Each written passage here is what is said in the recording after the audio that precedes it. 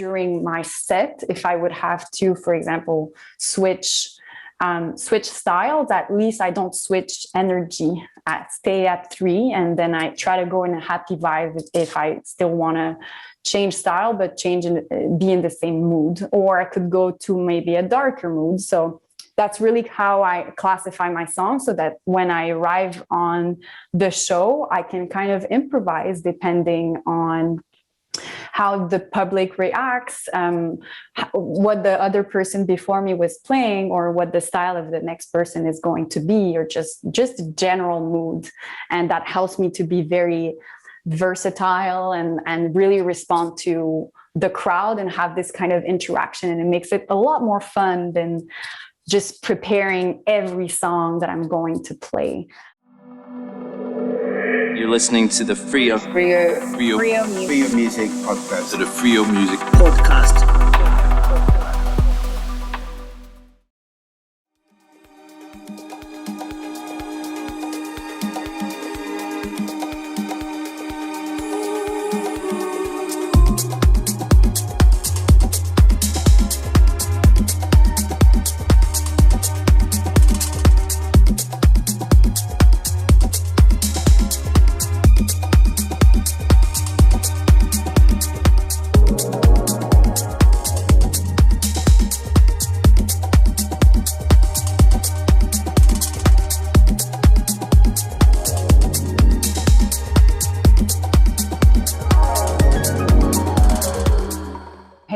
Gabriela Sinclair. I'm from Montreal, but I was born in France, and my mom is from Peru. And my artist name is Sinca, Sinca. When you were a kid, what got you into music? What piqued your curiosity about it? That's a great question. So both my parents were educated with classical music. So both of my grandparents on both sides were very into piano. So I did start a couple piano lessons when I was a kid, when I was around like 6 years old. And I was also a dancer. So I did a lot of dance classes, and I really enjoyed everything that is about like performing. So I was doing theater, I was doing a lot of different artistic stuff. And so music was a big part of my life. And also being half Peruvian, a lot of the music I was hearing was also more like Latin music, etc., with a lot of rhythms and percussions. And so I have all of these different influences, but mostly one side is really Peruvian percussion and one side is very classical. And so I got really interested into hearing different styles of music, as long as it's melodic and rhythmic. So that's really what I'm into still right now. Cool. And at least at this point, it's got to be melodic and rhythmic. You're not going to listen to just drums or something. That's interesting. That's a very good question. I could actually. I would. I think I would get not bored, but I would. It would kind of need to have this melodic side to the music for me to really get into it. When both are really combined and are very unique, for me, it's like the best of the best. But I could only listen to classical music or just piano, and I could be very into it. There's kind of a rhythmic, right, to any sort of instrument. In this sort of melody, there's a rhythmic out of it. You don't need to have percussions, yeah, that's mostly what I'm into. Was there any particular artists or songs or styles? I know you mentioned a few styles, but that particularly grabbed you and you wanted to learn more, or you started to dive into? Yeah, that's a great question. So when I was younger, like much younger, I started listening to more like EDM. Back in the days, I think back in like 2005, I think Tiesto is a big thing. And what Tiesto was doing at the time for some of his songs was to take like a classical music that was known. For example, I think he did a remix of the Pirates of the Caribbean songs, and it's very like classical with like violins and stuff. And I always found that very interesting to kind of get inspired by classical music and all those chords and kind of develop electronic music out of that. So I always found it really interesting how he brought that, and it really influenced me in more like the long term. I don't listen to Tiesto anymore, but it's really back in the days when I was like 12, 13, I was listening to a lot of his music. But I did listen to a bunch of different styles. I was really into Muse, that is more rock, when I was a teenager, for example, and I was listening to a lot of more Latin music as well. So a bunch of different influences at the time. Yeah. Tiesto and was an early inspiration. Did you ever see anything? Was it a visual experience? Did you see anything online, or did you go to a show in those early days? No, actually, I never went to an electronic music show when I was like much younger, like around 12, 13.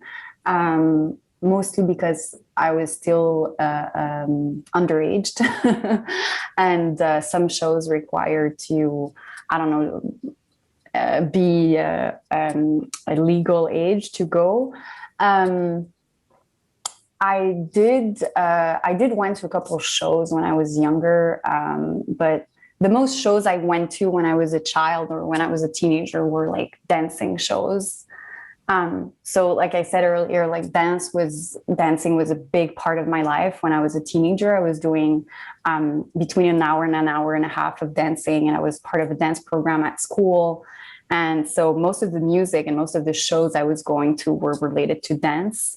So for me, like music, you know, like dancing on a certain type of music, whatever it is, you need to really hear all the details of the song, because maybe you're going to have to do a movement that is on that specific sound that usually you wouldn't be hearing when you're just hearing it in your ears or you're just in a show.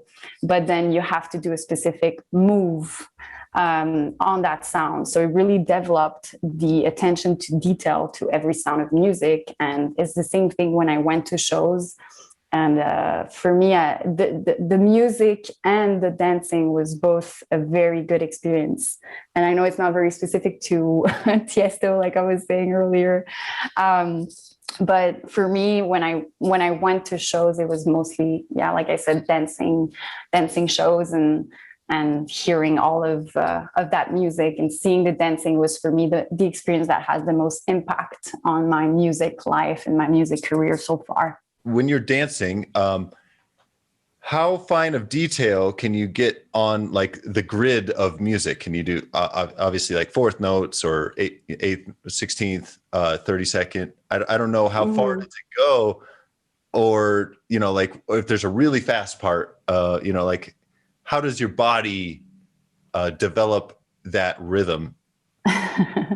That's an interesting question. I think it first, it depends on the song, because some songs don't have this level of detail.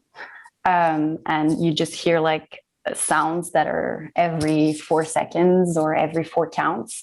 But some songs are very more detailed. And after that, it depends on the technical level of the dancer, because sometimes, you know, even me right now, since I haven't danced anymore in the last couple of years, if I try to do a choreography that has like a lot of movements and you need to dance super fast, like I'm not sure I would be physically capable and technically capable of doing it right now.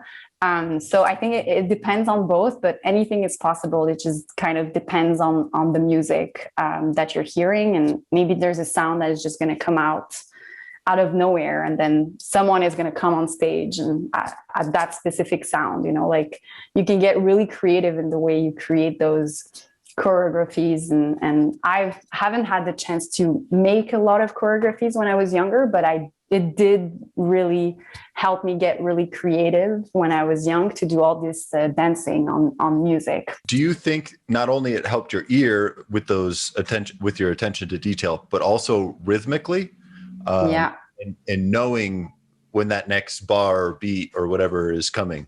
Exactly. Yeah. So for example, when I started DJing and I started taking lessons a couple of years ago, I started taking lessons with a friend of mine, and he didn't have the same music background and the same dancing background as me. So he had really to learn 1, 2, 3, 4, 5, 6, 7, 8. And for me, as I could know, you could stop the song and you can tell me, okay, when is the next bar? And I could tell you like it's in 3, it's in 3 or it's in 4. And I would know exactly. And that's really because of the dancing, because you need to, even if you, I don't know, at some point in the dance, you stopped counting because you're not counting all the time when you're dancing. It needs to become a reflex. So you kind of need to understand all of the structures of the song and also be adapted to all kind of structures, right? Because for example, I did classical ballet that, even just in classical music, there are a lot of different structures that you can have in a song. But then I did flamenco, for example, that was really, really rhythmic and a lot of percussions. And you had to actually make a lot of rhythms with your hands, with your feet. Same for tap dancing. And then I did some more like modern dance that sometimes were on songs that didn't really have a specific like rhythm or specific structure, but you still had to like kind of count in your head how it goes. And very diverse, I would say. When you mentioned that sometimes you're counting, sometimes you're not, how do you think of your mindset in each of those frames of reference? When you are counting, and then your mindset when you're feeling it and like using your intuition to follow? That's a great question. I think it comes with practice, in a sense that and now I'm talking as if I still dance, but I haven't danced, like I said, like I haven't danced in a while, but from what I remember, when you do a new dance, when you do a new choreography, like at the beginning, it's normal that you need to count because it's in your head. You need to count, okay, this movement comes at 2 and this other movement comes at 4. And so you're counting in your head. And sometimes like when you're in a group, everyone counts. So it's kind of, you're in the studio and you're doing this dance and everyone counts 1, 2, 3, and then 4, 5, and everyone counts so that we're all like together and making sure that we know when the 1 is and when the 8 is, for example. And then at some point you get so used to it, you learn the song by heart. You could sing it, you could analyze like you've heard it so many times and you've analyzed it in your mind, even subconsciously, that you don't count anymore just because you've kind of own the song now. It's like part of you. It's like part of your body now. It just becomes a reflex of like doing a certain movement when you hear something. So that's the way I would describe it. Do you feel like a similar mindset applies when you're DJing or creating in the auditory realm? Oh, that's a very cool question. I think it's a little bit different, just because like the structures of the songs that I mix are, well, first, the songs are much longer than the songs that I used to dance on. Most of the songs I used to dance on were like 3 minutes, 4 minutes max. And now the song that I mix are more like around 6 and 9 minutes even, because it's electronic music and you need these big intros and outros. Maybe it's not obvious to some listeners. Why is it necessary for a long intro, a long outro on an electric song for DJs?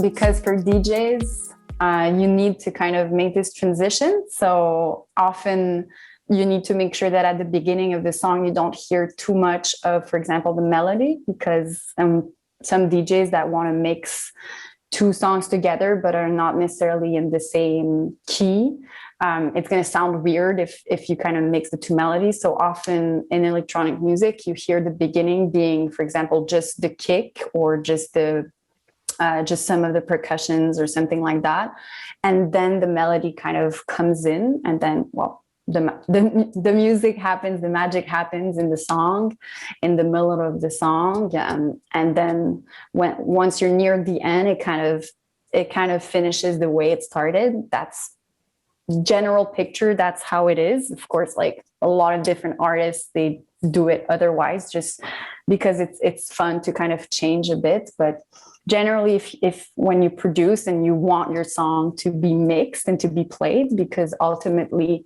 I think that's the way it is. You want people to dance on your music all around the world. So you want other DJs to want to play your song because it makes the crowd crazy. That's the ultimate goal. So you need to make sure that your track is mixable, quote unquote, and you need to make sure that your intro and your outro are really made in a way that it's easy for a DJ to kind of mix it in their mix or mix it out.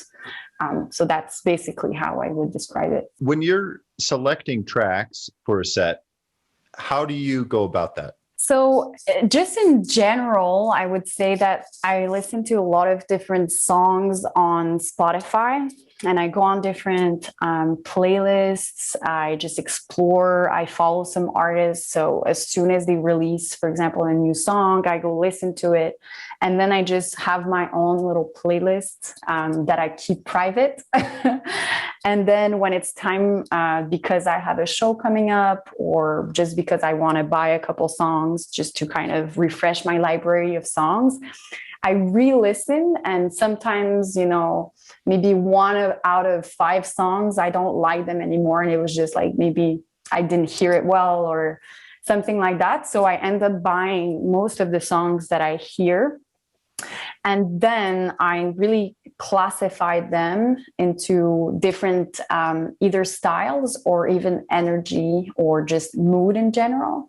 So for example, in my library, I would classify depending on the style. So I could have, for example, something that is melodic techno or progressive house that for me is like slightly different. And then I would have something a bit more, for example, organic house.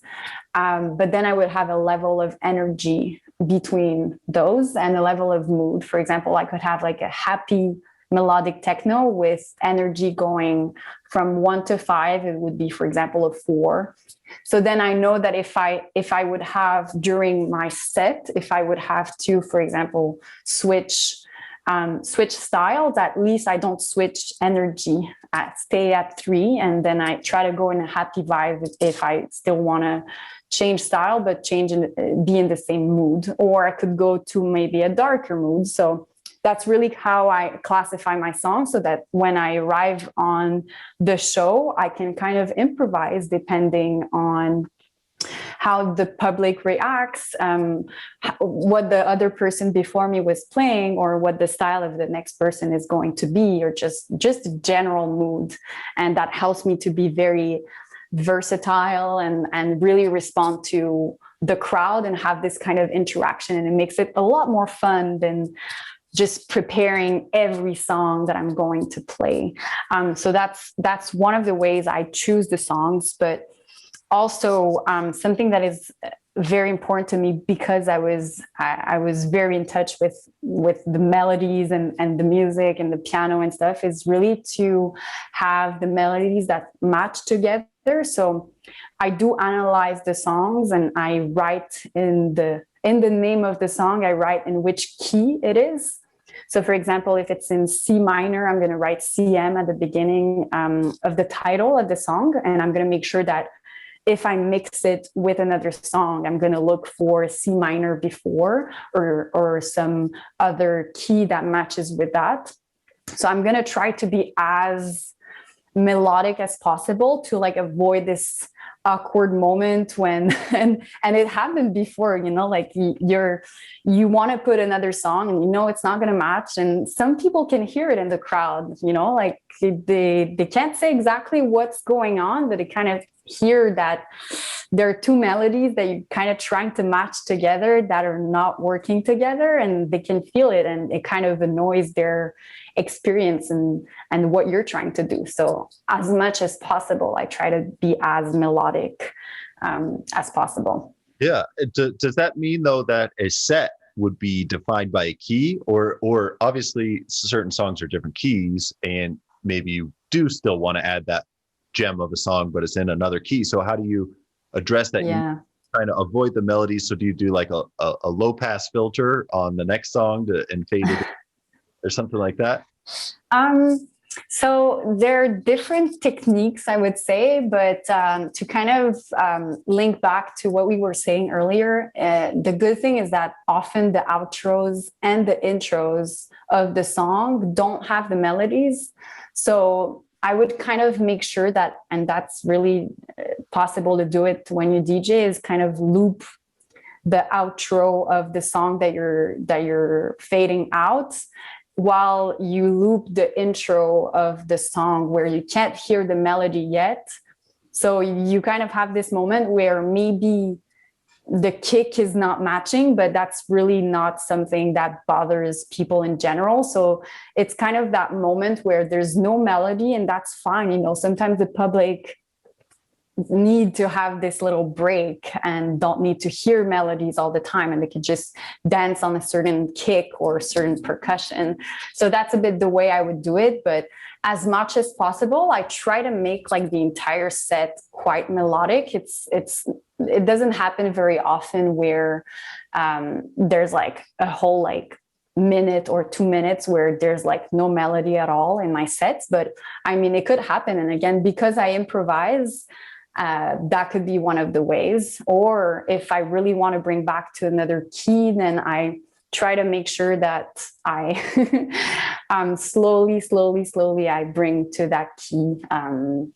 And I don't know yet all of the keys by heart, but I do keep on the side a little notepad with all of the keys.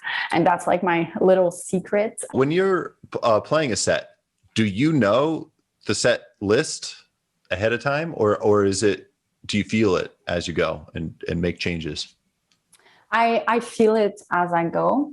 And that's also because sometimes I don't know what the person before me is going to play. And I've seen in different shows, a lot of DJs that cut out completely the set of the person that was playing before them. And it happened to me before that the person that was going to play after me just stops my song and starts playing his song. And I mean, everyone has their own way to do things, but I mean, the public doesn't need to feel that there's this different style completely, right?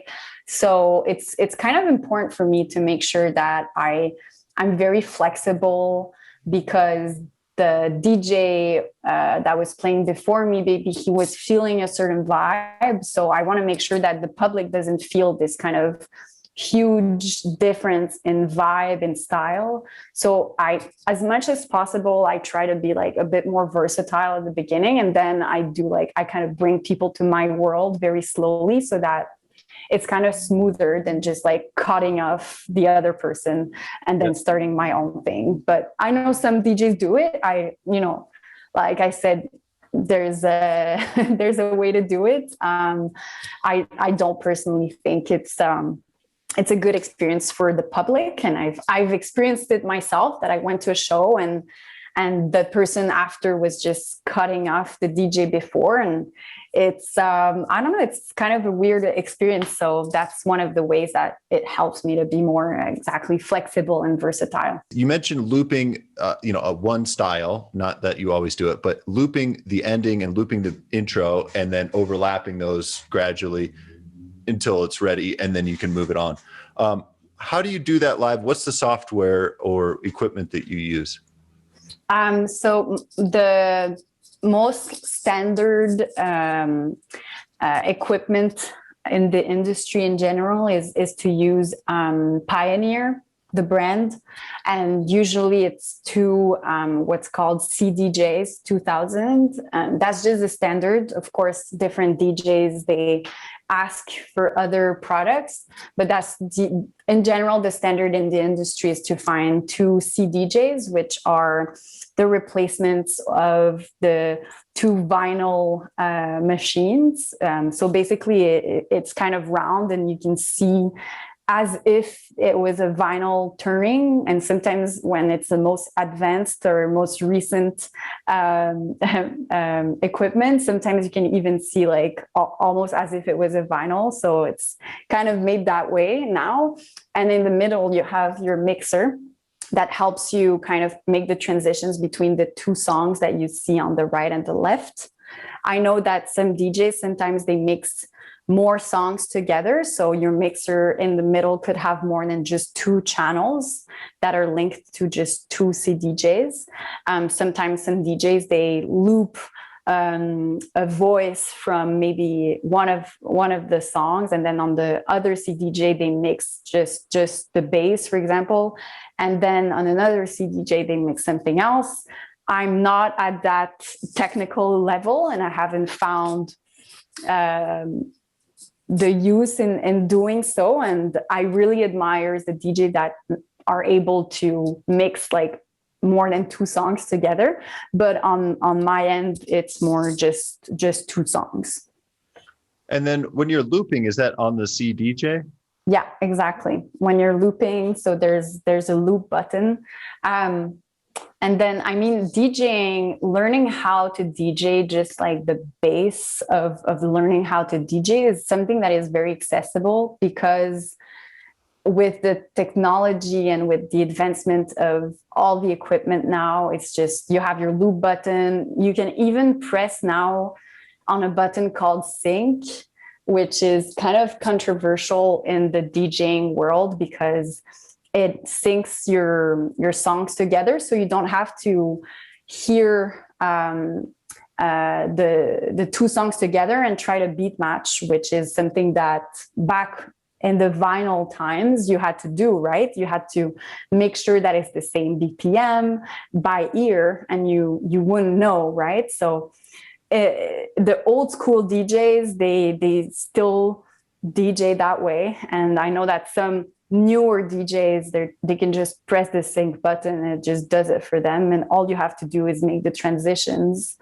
But again, it's very controversial. A lot of people, like, they say they don't have respect for the people that use as many functionalities, although it is there. It's kind of it kind of makes it too easy. So then people think that you don't have the technical level of someone else that has more experience than you. So I personally beat match. Sometimes I make mistakes, but at least I'm trying my best to beat match, and I'm not using the sync button. But yeah, to answer your question, there's a bunch of functionalities that you can do. When you loop, for example, you can choose, I want to loop only 4 beats, or I want to loop 32 beats, or I want to loop only 8, or you can just choose with your hand, just tap on a button and just go like, okay, that's my 1 and that's my 6 or whatever. So it's there's a bunch of different things that you can do now. It's crazy. In your life, was there any big turning moments or insights that you had that made you realize that music was a path of yours? That's a really good question. Well, when I was listening to American Idol and all of those shows when I was much younger, like when I was like 9 or 8, I wanted to sing. I wanted to become like a pop star. And I kind of knew, because I was part of the dancing program, and I was dancing a lot. Everything that it was about, like performance and being on stage in front of people, which is either because you're acting in a theater or because you're dancing or whatever it is. I just enjoy really performing. And I'm a professor as well. So I kind of make lectures, and I kind of like just being in front of people and sharing this experience with them. So just in general, the performance side of things was always part of my life. But the music itself, except from when I was like much younger and I wanted to sing and I thought I had a nice voice, but my mom always told me like, sweetie, maybe you should concentrate on other things. So I got over it and I really got into music. I was kind of the reference for everything that is like music among my friends. So every time we had like a road trip with friends when I was a teenager, or every time we had a party or something like that, it was always like, Gabriela, you need to take care of the music. And I didn't have any sort of equipment to DJ at the time. And well, now that I reflect back on that time, I wonder, like, why didn't it cross my mind that I could become a DJ at that time? And I think one of the reasons, and maybe it's not like the main reason, is I think because especially like back in the days and a couple of years ago, I had never seen a woman being a DJ. And so when you never have this kind of reference, then it never crosses your mind that it could be something that you could do, right? But I think I was a bit of sorry to say it, I think I was a bit of a pain in the ass when I used to go out, and I used to always be the one that goes see the DJ and ask for a specific song back in the days. But that was just like, I could really like feel the vibe of what people wanted to hear. And so that's really when I got into choosing the music in whatever setting we were. And it was very, like at that time, it was very versatile. Sometimes it was more like dancing music, and other times it was more like relaxed and a bit more ambient, or sometimes it was a bit more rock. Like I was basically the DJ on my iPod shuffle. So I didn't have equipment back in the days. And one day I think I just woke up one day and I just realized that I wanted to make my own mixes. So I was hearing on SoundCloud different sets of like an hour where you would hear this kind of transition between songs. And I was hearing those on YouTube as well. And then at some point I just went like, you know what, I'm going to start like learning how to DJ just to do it for me and for my friends. And it always starts like that, right? You're doing something for you and for your friends. And then at some point you're like, wait, I'm gonna do it for other people too. And I'm going to try. And that's basically how it happened. I started taking lessons, and some people saw like potential, and they were like, come play at this event. And I started really liking playing in front of people. And that's really how I got into DJing. When you said you started taking lessons, tell me about that. What were you studying? That's a very good question, because I don't think it's very common for people to go to like a DJ lesson. Yeah. So I did, it was just a couple weeks. And what I learned is just basically how to use the equipment and practice at home, and then come back and kind of learn how to use it. So today we're going to learn, for example, how to beat match, or today we're going to learn different transitions that you can make. And it was actually very theoretical. There was like a document that we could read after the class. It was actually interesting. And I ended up being very, very good friends with the guy that taught me, Nicholas. And he actually booked me for one of my first gigs because he saw actually potential.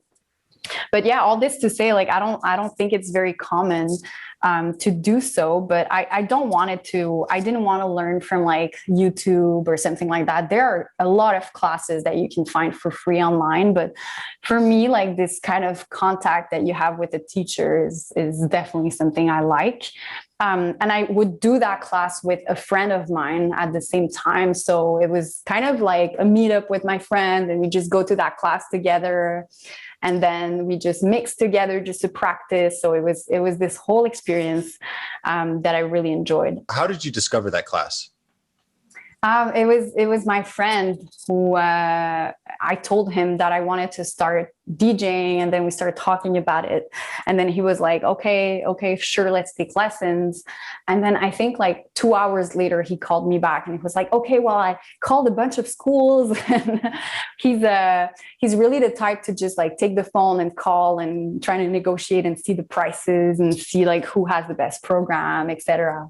And so he chose basically the school that we decided to go to.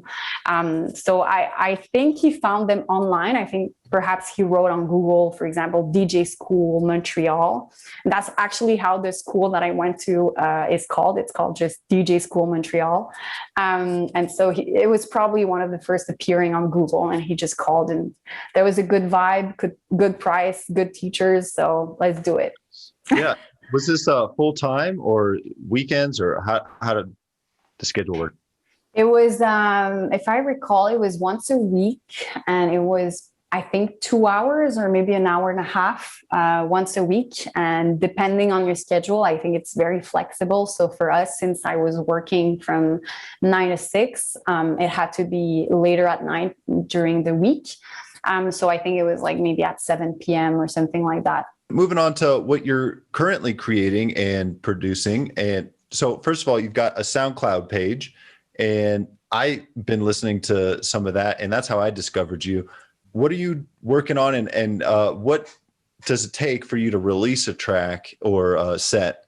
And I want to challenge you, because I think your voice would be great in some of those songs. So I toss it in. It's not too late.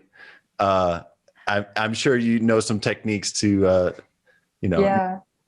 pitch correct if needed, but whatever. Get it out there. Yeah. That's funny. And then I could just invite my mom to come see me sing and say like, see, Mom, I can be a pop star. Watch me.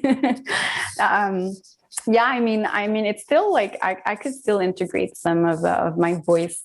But to answer your question, if you want to, since SoundCloud is very accessible, you can create your own like SoundCloud account tomorrow and release like your own sets and for free, and just send it to a bunch of friends.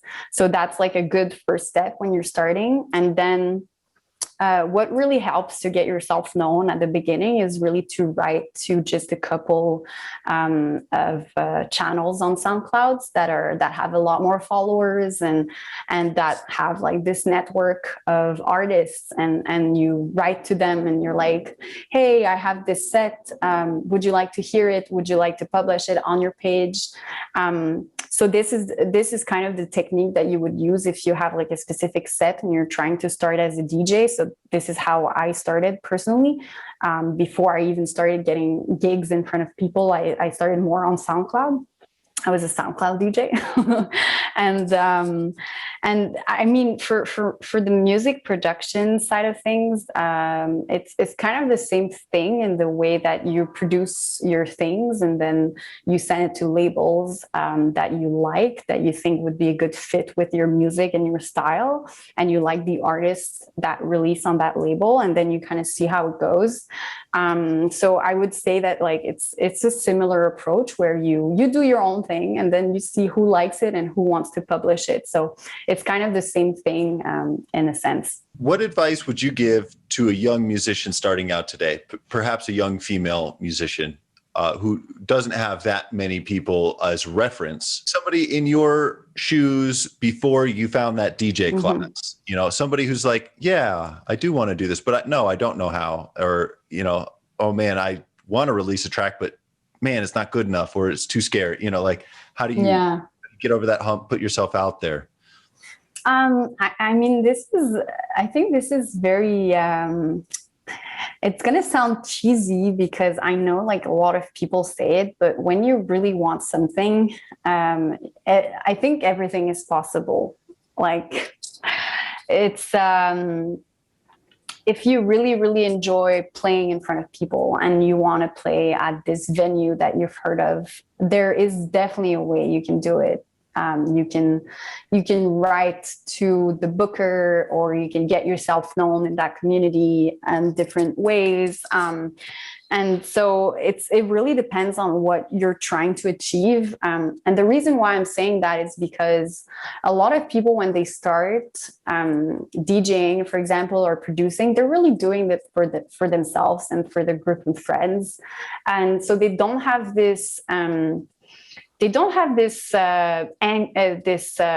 how do you say, when you're hungry, when you have this ambition to really go as far as possible. Sometimes you just want to stay there, and that's really okay. So I mentioned this because I know a lot of talented artists out there who are just really happy with the way things are, and they don't want to go the next step. And sometimes that's really okay. Everyone has their own way. In my case, I'm ambitious. I want to go further, and I know there are a lot of things I want to learn, and I want to travel the world with my music, kind of thing, like that's my dream. So for someone that dreams that way, well, first thing, I think it's pretty known that it's a very competitive industry. It's an industry that for now, there's still mainly men, and mainly men in lineups as well. When you look at festivals, sometimes you look at a little list of like 30 names in the lineup, and there's just maybe 1 or 2 women in there. And that's very common. That's everywhere. Focus on the music itself. And then when you have talent, and when the public, when the people really like what you're doing, you're going to make it, because people are going to ask, people are going to follow you on your different platforms on social media.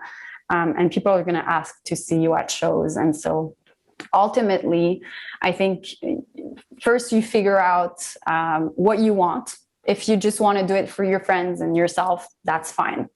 If you really want to start playing, and you want to start traveling, and you want to start touring, then what it would take also is producing. That's also very important when you're a DJ, is to start your own music as well, to kind of have your own signature, your own style, and also this credibility. I think it really helps in that way. And so getting yourself known thanks to production is also very important, and making sure you are signed on good labels that have a good reputation as well. I think it's very important. And then the way you just, I think the network is also very important. So get to know people, go out and get to know the community in your particular city, for example, or in your country. That's also very important, because at the end of the day, it's a very small world and everyone knows each other. And so if you meet someone, maybe you don't know if 2 weeks later they will want to book you at some event. So networking is also a big part of it. So let's talk about your production. So when you are producing a song, how do you approach that? Where do you start?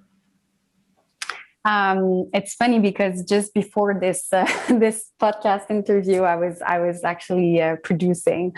The way I start every song, and it's funny because sometimes I try to start it in another way, and it doesn't work. Like I have this formula that just works for me.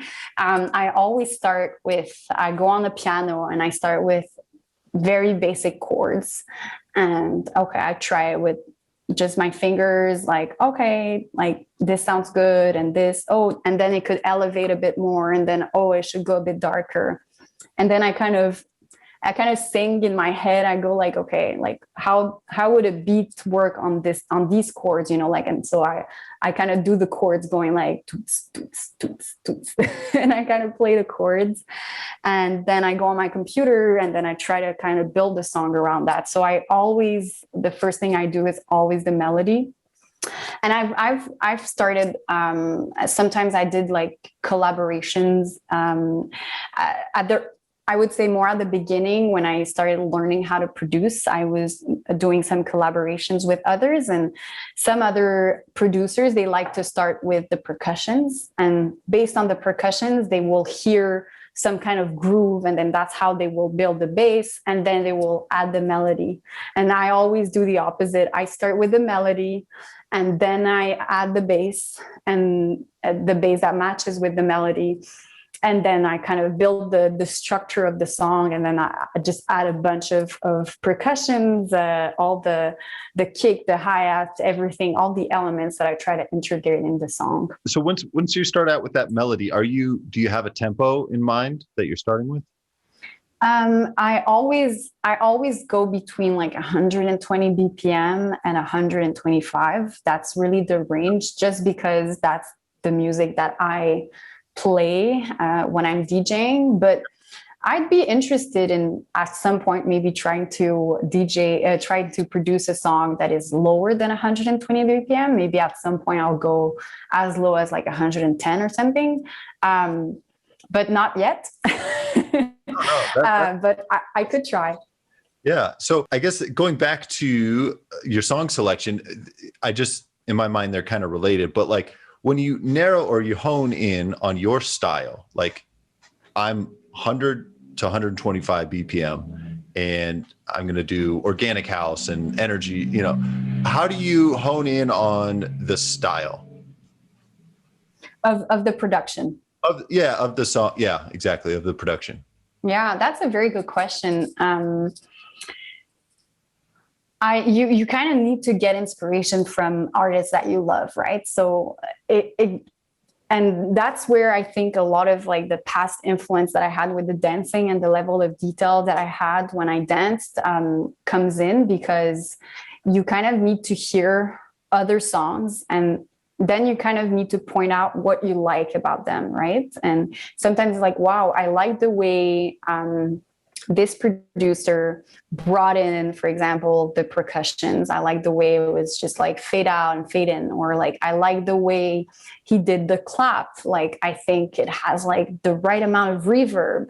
And then that's at the beginning, right? When you start learning how to produce, you need to kind of get those references. Otherwise, you just look at your software, you just look at Ableton, and you're like, how do I start, right? So it's kind of good to get your inspirations from songs that you love and artists that you love. And at some point, you're just going to take like some bits and pieces of things that you liked and that you kind of explored in your own way, and kind of mix them together. And it gives you your own style. I'm still at the beginning of production, right? So I still haven't defined exactly the style that I have, but for the people that have heard some of my songs, they know there's this specific sound, there's this specific instrument that comes in pretty much every song, and there's always those type of percussions that come that are always in the same style again. And that's a bit like the style, I think, of Sinca, of my artist name. Yeah. And so as you've been creating Sinca, well, first of all, let's just start at the beginning. So when did you create that name? When did you first put it out there? Would you share? That's a great question. So when I started DJing, I had to find a DJ name. And so because my last name is Sinclair, at the beginning, I was going to be called Sinc, just S-I-N-C. And then I figured maybe it doesn't sound like as feminine as I would like. So I just added an A at the end. That's as simple as that. And that was, I think, back 3 years ago. So pretty recently. What were some of the big breakthroughs for you when branding your music and putting it out there? Any big insights or breakthrough? Yeah, I think as a DJ and also as a producer, it's normal that at the beginning you don't know exactly what your style is going to be like, because, well, especially as a DJ at the beginning, at the end of the day, what you're trying to do is please a crowd, right? You're trying to make people dance and share this experience with them. And so a lot of DJs, they're really changing their style according to what the public wants to hear. And these DJs are often called, for example, commercial DJs, because they could play something a lot more commercial that plays on the radio just because they play at this venue that just likes this kind of music. And so defining your own style, and also like starting to say no at some gigs because they will ask you to really adapt, is kind of this big first step as like an artist. I think it's one of the most, I think, important step.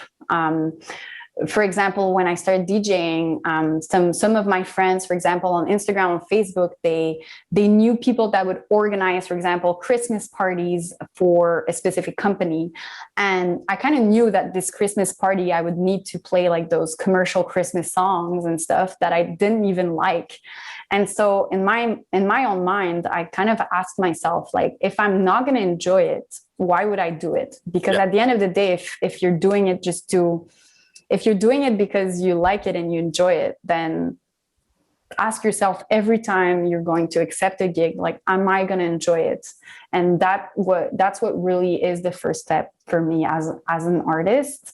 And that really, for me, makes a difference between an artist and someone that is a crowd pleaser and commercial DJ, in my perspective. So yeah, starting to say no at some gigs. And I mean, it happened a couple of times at the beginning when I was DJing in a place, and I made it super clear, like, I'm going to stay in this specific style that I have. And some people would come to me and ask, like, hey, so can you play more like this style? And I had to like say no. Hey, like, I'm sorry, I was booked for this specific type of music. So I'm sorry, I don't have this selection with me. That is kind of, first of all, you don't like to disappoint people, right? Because that person's going to look at you going like, what kind of DJ is this, you know? But then that really defines you as an artist, like I said. So that's, I think, one of the first steps is starting to say no. And when you start to say no, you start defining who you are and what your style is. So as you're honing your style and you're starting to produce music, you know, where do you see it going? Obviously, you said that you want to travel the world, share your music. Anything exciting that you're currently working on that maybe when this podcast comes live, our listeners can check out? Yeah. So this podcast, I think it comes out at the same time, or maybe just before, or maybe just after my first official single release on a label. Can I say the name? What? Yeah, go for it. I'm going to be releasing a song on Anjuna Deep. That is, for me, one of my favorite labels. Very good quality of music, very good quality of artists. So I'm super happy with that release. It's going to come out. So I think when this podcast will be live, people can go on Spotify and they will most certainly find the Sinca and find the songs.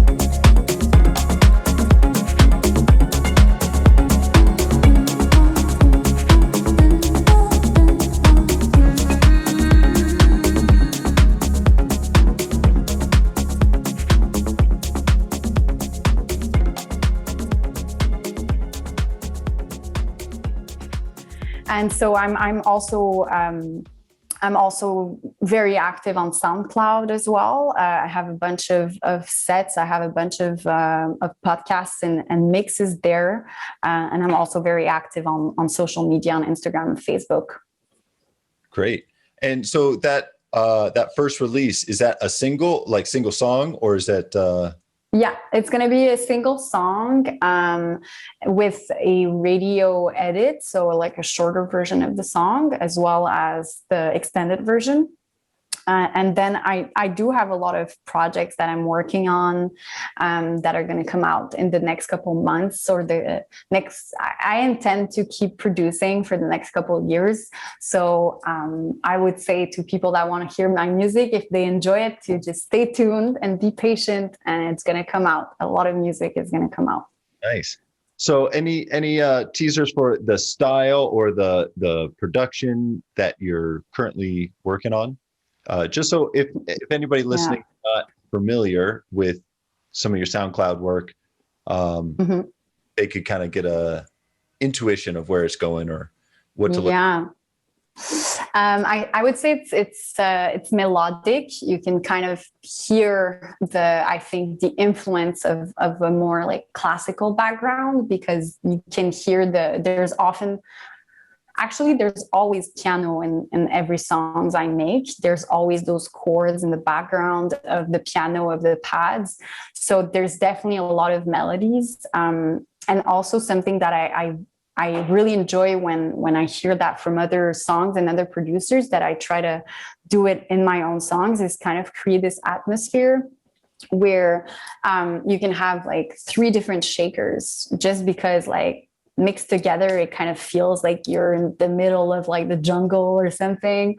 So I really try to have like as many percussions as possible that kind of blend together. So you will find a lot of percussions in my music. It's not going necessarily in the Afro kind of vibe in terms of percussions, but you can definitely hear that I had a lot of more like Latin influence in the type of percussions that I choose. And I like to add also some surprising vocals that come. So you can hear like just a little sound of a vocal coming out that you would hear a bit later in the song. And so I try to be a bit surprising with the different elements that you hear, so that you cannot necessarily expect what's going to come. And it's kind of this journey across the whole song. That's awesome. Where do you see yourself in like 5 years, musically or physically? I don't know. Physically, I'd love to be on the moon. I'm kidding. I'd love to, I think I'm going to keep this one vague, just because I think if you would have asked me this question 5 years ago, I would have never expected what was coming up 5 years later. So I really want to, like I said earlier, travel the world with my music. And of course, like with COVID, it hasn't happened yet. So I hope to go touring, discover new places, new crowds, discover fans across the world. That's really kind of a dream of mine. But of course, coming back to what I said earlier, like I don't think there's enough women on the scene. And so that's going to be something that I'm personally gonna try to do something about this. I think it's important to kind of inspire some of the younger women. And there's nothing for me that is more, I think, valuable than when a girl comes to me after a show and said like, hey, like I really enjoyed your set, and then asked me a question of like, how can I start DJing? And for me, that's like a big accomplishment when I can inspire some other women and make them feel like it's a possible thing when you're a woman and you can be successful in the field, although you've never seen a lot of women in that field. So that's also something that I aspire. I'd love to create my own label at some point. Again, it could have like lots of women that could be maybe, I don't know, maybe they will be less afraid to like approach a label that is owned by another woman, because that's, I think, something that is, I think that's a trait that women have, is that often we are afraid to like challenge. We're afraid to be to do something because it has never been seen before. And I'm just saying that in general. I don't want to enter into a political debate, but I want to inspire more women in the industry.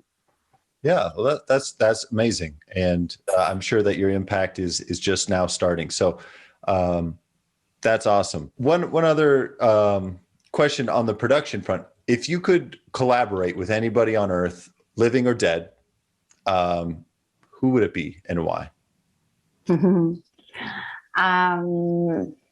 Wow. There's a duo called Bob Moses I think they're from Vancouver, but they're based in LA right now. I really, really like this duo. Just the way like they kind of blend together all of their vocals, melody, everything is just like every song for me is really nice, and they really inspire me as a duo. So if one day, Bob Moses, if you can hear, I really would love to collaborate with you. But yeah, I think that would be a big accomplishment if one day I get to collaborate with them or make a remix of one of their songs. Where's the best platform that people should reach out, and what should they search for? Yeah, so definitely Instagram is the most active platform for me.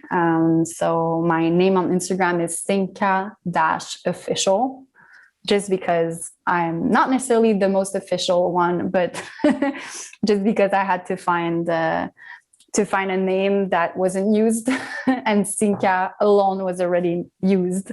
So Sinca official on Instagram, just Sinca, I think, on Facebook. And my SoundCloud is also very active, also under the name of Sinca official. Is there anything else that you would like to share at all? I really enjoyed this interview, and thank you so much. I hope these COVID times are soon to be over, and that maybe one day I'll come play in Colorado and I can meet you in person. Someday, who knows? And I can start traveling, and everyone can start going to shows again, and that can be fun. So yeah, nothing else to add. And thank you so much for having me. Yeah. Well, thank you for your time. Thanks for sharing your music, putting yourself out there, and being such an inspiration for so many young artists out there. So thank you. Thank you, Michael.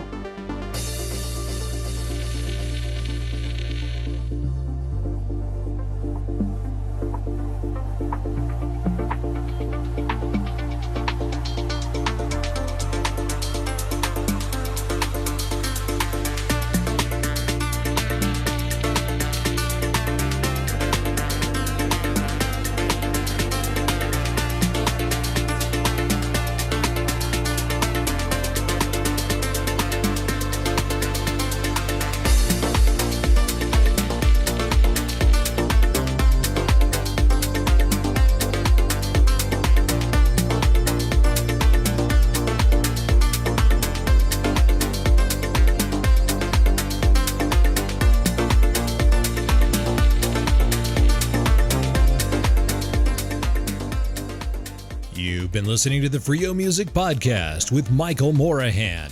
Be sure to like, subscribe, and hit that notification bell so you don't miss a single episode. And don't forget to share this podcast everywhere. Thanks for listening, and until next time, stay tuned.